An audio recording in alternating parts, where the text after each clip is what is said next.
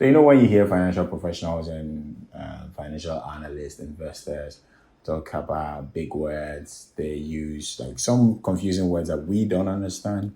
That's the purpose of this video. I'm going to break down these big words in this particular series. So each week we are going to get one video that explains what a term is, what a financial term is, or an investor term that you hear around and you don't even know what it means. So all that grammar no they go anywhere. So that is why this video is here. That's why I'm doing this video on this particular series. So today we are going to be looking at EBITDA. So I'm wondering, the first time I started investing, I was wondering, what at all is this EBITDA? So I remember I used to watch videos and this guy would rap and mention different things.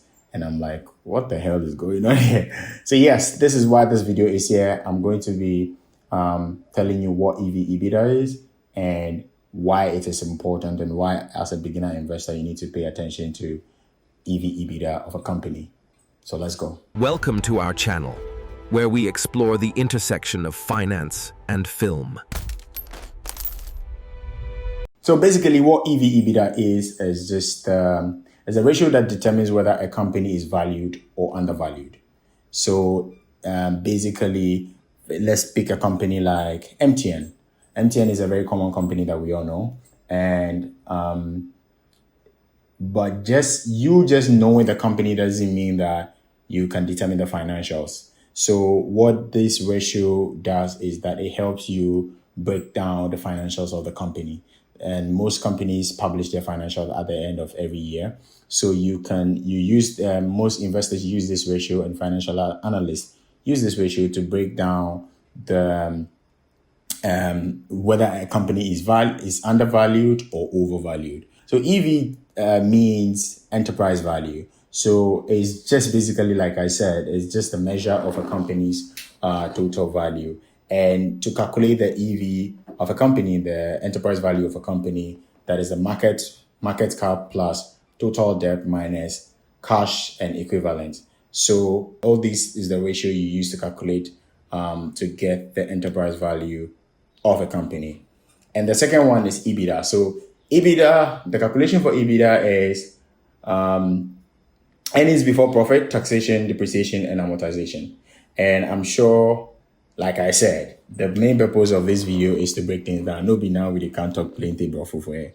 So the whole point of this ratio is to provide a comprehensive look into a company's valuation. So for instance, I mentioned MTN earlier on. This ratio, EBITDA, just evaluates the whole company. It makes investors and financial analysts evaluate the company to know, okay, this company is at a good buy, and they know, okay, if I buy this company, for instance, at 1 CD, the projection is, my prediction is that, okay, MTN has a strong financials. They have, they have strong asset, they have strong management team, and they have strong, market cap. So because of this, it is a good buy or it is a bad buy. So these ratios just help you calculate the valuation of a company. So this just helps investors, just like I said, determine whether the company is a good buy or not a good buy.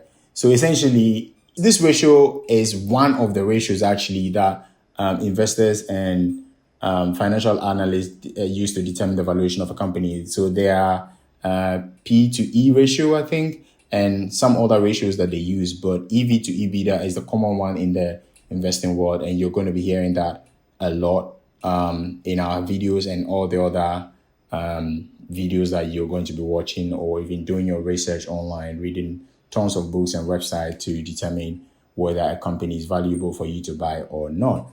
So EBITDA, you might not have an existing.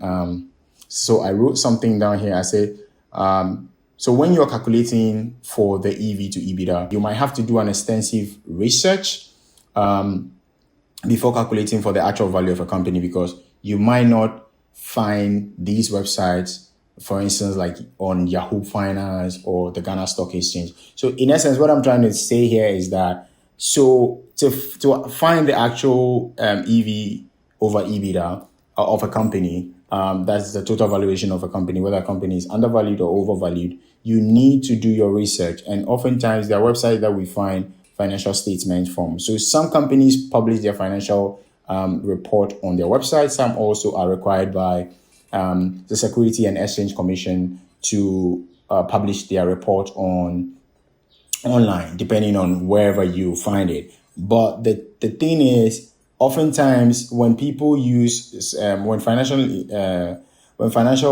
analysts or investors use the PE ratio, sometimes it doesn't give you the actual health of the company. So it is needed for you to do your own research.